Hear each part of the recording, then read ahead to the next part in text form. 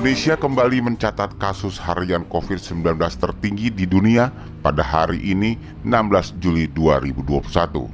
Selama 3 hari berturut-turut berikut datanya. Pada tanggal 14 Juli 2021, sebanyak 54.517 positif. Kemudian di tanggal 15 Juli bertambah menjadi 56.757 kasus. Dan hari ini, 16 Juli 2021, sudah lebih dari 56.000 warga Indonesia positif corona. Dari sumber resmi Satgas COVID-19 bahwa kasus positif virus corona kini bertambah 56.000 orang. Ini merupakan rekor tertinggi selama 1 tahun lebih masa pandemi berlangsung. Kemudian data statistik Worldometer menyebut setelah Indonesia di urutan kedua ditempati Brazil dengan 45.094 warganya terpapar positif corona, kemudian disusul Spanyol dengan 43.960 kasus. Sementara India yang beberapa waktu lalu sempat di posisi atas dengan lonjakan kasus cukup parah, kini berada di urutan keempat dengan 40.215 positif corona.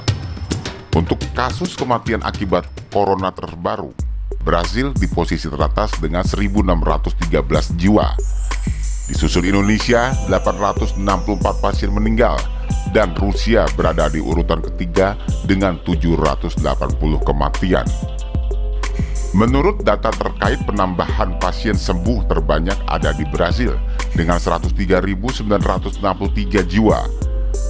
India dengan 40.966 pasien sembuh dan Kolombia dengan 23.466 pasien sembuh. Sementara Indonesia terus mencatat kenaikan infeksi COVID-19 hingga mencetak rekor kasus tertinggi dalam kurun waktu 3 hari ini. Sejak pasien pertama diumumkan Presiden Jokowi pada 2 Maret 2020, kini total kumulatif terpapar virus corona di Indonesia sudah mencapai 2.615.529 kasus. Pasien yang meninggal dunia pun masih bertambah dalam jumlah yang besar. Satgas COVID-19 mengatakan varian Delta yang lebih menular jadi penyebab lonjakan kasus terjadi di Indonesia. Belakangan juga terjadi krisis oksigen di sejumlah rumah sakit, hingga menyebabkan banyak warga yang perlu untuk mencari oksigen secara mandiri. Kamar Dagang dan Industri atau Kadin Indonesia, Satuan Khusus Pelaksana Kegiatan Usaha Hulu Migas dan Gas Bumi SKK Migas, dan kontraktor kontrak kerja sama KKKS berkolaborasi meluncurkan program peduli oksigen Hulu Migas Kadin Indonesia pada Jumat 16 Juli 2021. Melalui program ini, Kadin dan Industri Hulu Migas membantu menyediakan 7 buah ISO tank dan sekitar 1.500 tabung berukuran 3 meter kubik dan 6 meter kubik untuk membantu rumah sakit dan ruang-ruang perawatan yang menangani pasien COVID-19.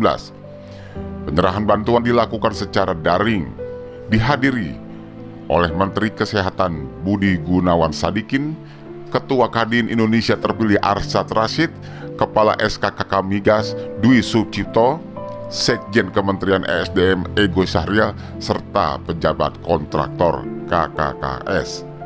Lautjustice.co, Agusto Sulistyo mengabarkan.